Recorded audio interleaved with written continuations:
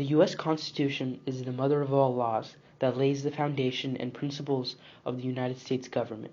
This cornerstone document has safeguarded many fundamental rights and civil liberties, and empowered individuals to play an active role in the structure of the government. But more importantly, it has created a diverse and heterogeneous society in which people are allowed to freely practice their cultural beliefs.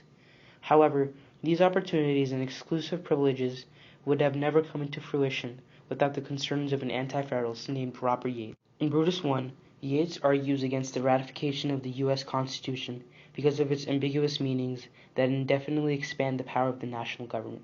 Furthermore, Yates contends that the election of political officials is unstable and will create minority groups whose interests will be left unrepresented in the government. But above all, Yates urges for a Bill of Rights that would protect fundamental liberties and rights that are critical to the election and safety of the individual.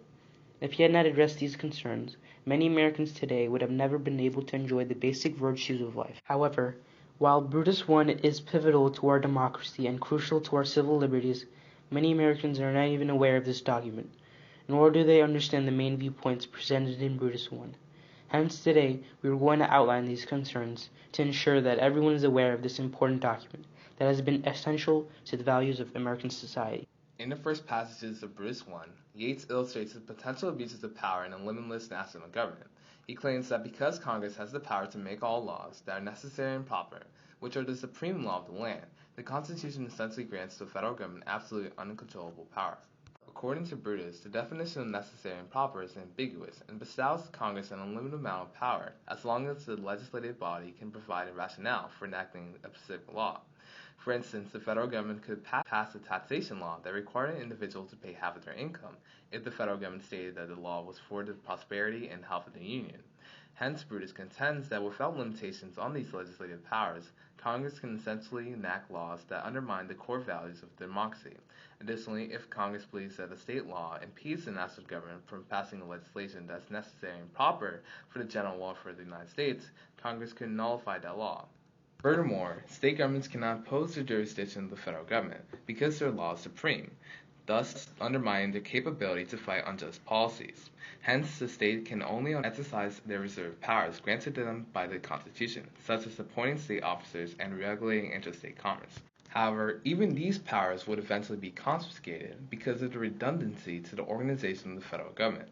In the government, power is distributed into the legislative body to regulate the basic functions and systems of a country.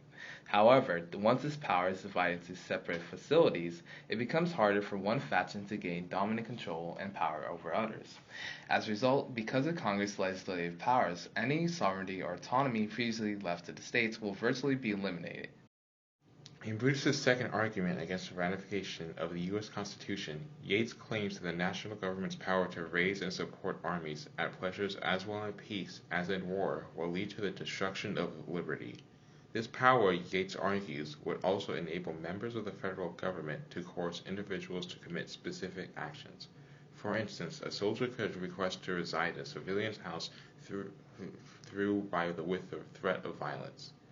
As a result, an individual's right to privacy will begin to erode in American society because of the unlimited amount of power granted to the federal government by the Constitution. Finally, in Brutus' third argument, he claims that a large republic is detrimental to the interests and general welfare of the public. According to Brutus, a national system of governing cannot wholly represent the interests of every person in the United States. He states that it is impossible for a country so large and so numerous as they will soon become to elect a representation that will speak their sentiments.